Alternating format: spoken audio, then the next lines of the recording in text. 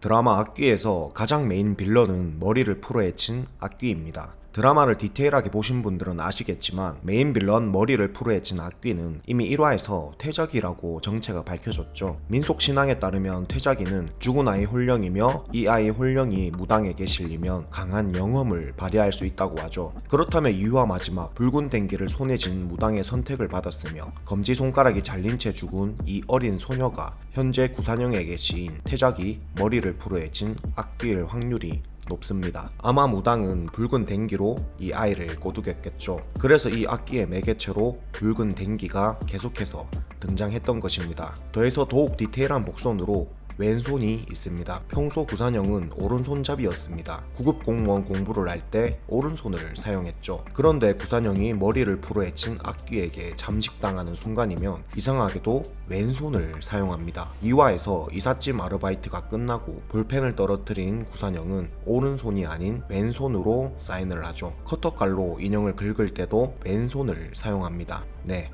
이 복선으로 메인 빌런 머리를 풀어헤친 악귀는 왼손잡이라는 것을 알 수 있습니다. 자, 다시 머리를 풀어헤친 악귀 퇴자기가 만들어졌던 1958년으로 돌아가 봅시다. 민속신앙 속설에 따르면 무당들이 퇴자기를 만드는 방법이 존재했다고 합니다. 아마 1958년 무당이 가둬놓은 아이가 이때 선택받은 아이인 것으로 보이고, 여기서 자세히 봐야 하는 부분은 아이의 손입니다. 무당이 꼬드기면서 줬던 붉은 댕기를 아이는 왼손에 잡고 있습니다. 이 아이 역시 왼손잡이였던 것으로 유추해 볼 수 있죠. 구산영을 잠식하는 머리를 풀어헤친 악귀도 왼손잡이고 1958년 무당에게 살해당한 아이 역시 왼손잡이며 머리를 풀어헤친 악귀는 퇴자기라고 적혀 있었으며 이 아이 역시 어린 나이에 죽었으니 악귀가 되었다면 퇴자기가 되었겠죠. 일치하는 부분이 상당히 많습니다. 참고로 1958년 악랄한 방법으로 퇴자기를 만든 무당의 이름은 최만월입니다. 구광모 교수가 댕기라는 책에 적어놓은 인물이죠.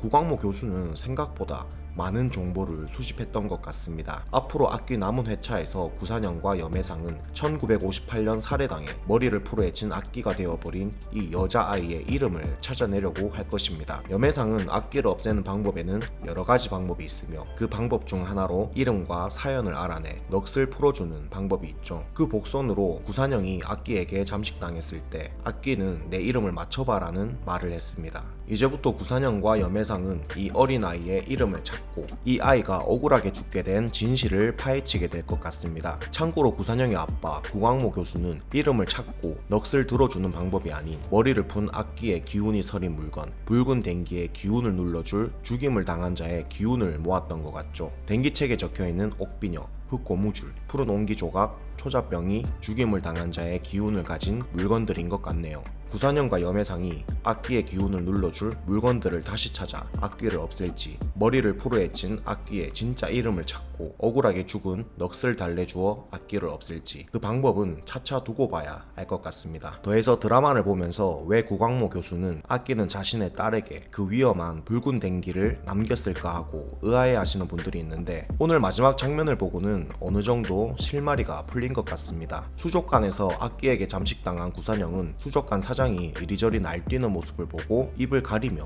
웃고 있었습니다. 그런데 이 입을 가리고 웃는 장면 어디서 많이 봤지 않나요? 네, 구산영이 아버지의 장례식으로 인해 할머니 집에 찾아갔을 때 할머니가 아버지가 남긴 유품이라고 붉은 댕기를 전해주고는 입에 손을 가져다 대는 장면이 있었죠. 아마 이때 할머니는 머리를 풀어헤친 악귀에게 잠식당한 상태였던 것 같습니다. 구산영이 이 붉은 댕기를 만지게 해 구산영 몸으로 넘어가려 했던 것이고, 구산영이 자연스럽게 붉은 댕기를 건네봤자 입을 손으로 가려 수족관에서의 구산영처럼 몰래 웃고 있었지 않았을까 싶습니다. 생각해보면 이때 당시 할머니는 자신의 약점을 알 수 있는 민속학과 교수 염혜상 역시 장례식장에서 쫓아내버렸죠. 즉 이때 당시 할머니는 할머니가 아닌 악귀였던 것 같습니다. 아무래도 구산영의 아빠 구광모 교수는 이 악귀가 자신의 딸에게 옮겨붙을 계획이라는 걸 미리 알고 있었던 것 같습니다. 그래서 염혜상에게 도움을 미리 청한 것 같네요. 이상 악귀 3화 리뷰는 여기까지고요. 아직 못다한 복선 해석과 내피셜 이야기가 정말 많습니다. 채널 구독과 알림 설정을 하시면 앞으로 남은 회차 저의 재밌는 해석과 함께 드라마 시청하실 수 있습니다. 그럼 내일 악귀 4화 리뷰로 뵙겠습니다.